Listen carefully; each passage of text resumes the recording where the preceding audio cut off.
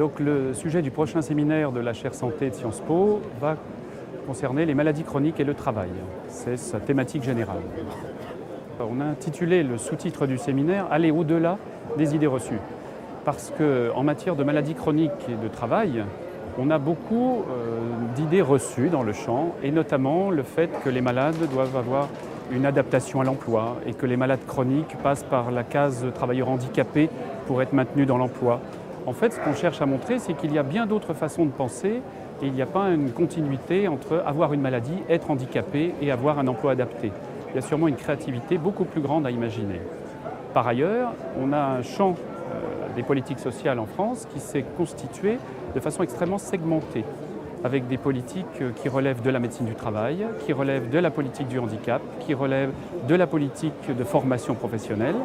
Et les trois, c'est du moins une des idées reçues que l'on voudrait essayer de questionner, les trois communiquent finalement assez peu au sens concret sur le terrain, alors même qu'institutionnellement, tout est parfaitement constitué et prévu.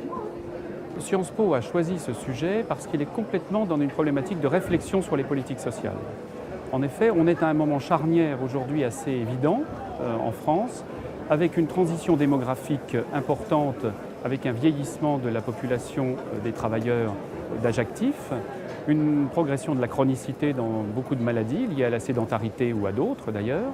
On a également un marché du travail qui se tend, avec une augmentation de la pression à la productivité, une augmentation à la pression du rendement. Donc l'organisation du travail devient source aussi de tensions pour les travailleurs qui sont en poste.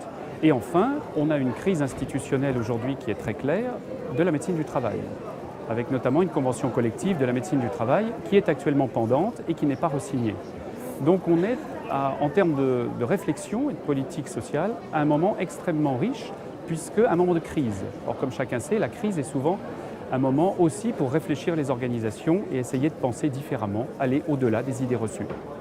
Ce qui tient à cœur au président du séminaire, par définition, doit rester extrêmement léger dans le discours, puisque le principe du séminaire est une construction collective par un groupe de professionnels qui, pendant 6 mois, vont travailler ensemble. Néanmoins, pour ma part, je reste frappé par le cloisonnement, éventuellement même le cloisonnement réglementaire, législatif qui existe aujourd'hui dans le champ. Puisque par exemple, petit exemple, le médecin du travail actuellement ne peut pas avoir accès au dossier médical personnel du patient, quand bien même celui-ci est d'accord. Ça a été prévu comme un verrou dans la loi de 2004. C'est tous ces blocages qui sont destinés à protéger les travailleurs et que l'on comprend parfaitement sur un plan institutionnel qu'il faut aujourd'hui interroger si l'on veut réellement avoir une approche davantage en réseau, centrée autour de la personne malade et non pas autour des fonctions des professionnels qui travaillent pour elle ou avec elle. Voilà, je dirais, ma vision en démarrant. Un séminaire, c'est un groupe de travail qui, pendant 6 mois, 6 à 7 mois, travaille ensemble à raison d'une séance mensuelle et sur la base d'une analyse bibliographique.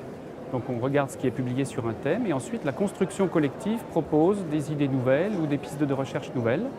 Et l'issue du séminaire, c'est un rapport publié par les presses de Sciences Po. Et sur la base du rapport, un colloque est organisé habituellement dans la foulée, dans les 6 mois qui suivent, pour mettre au débat public 2 ou 3 questions issues du séminaire à l'issue du travail collectif. Voilà l'organisation générale.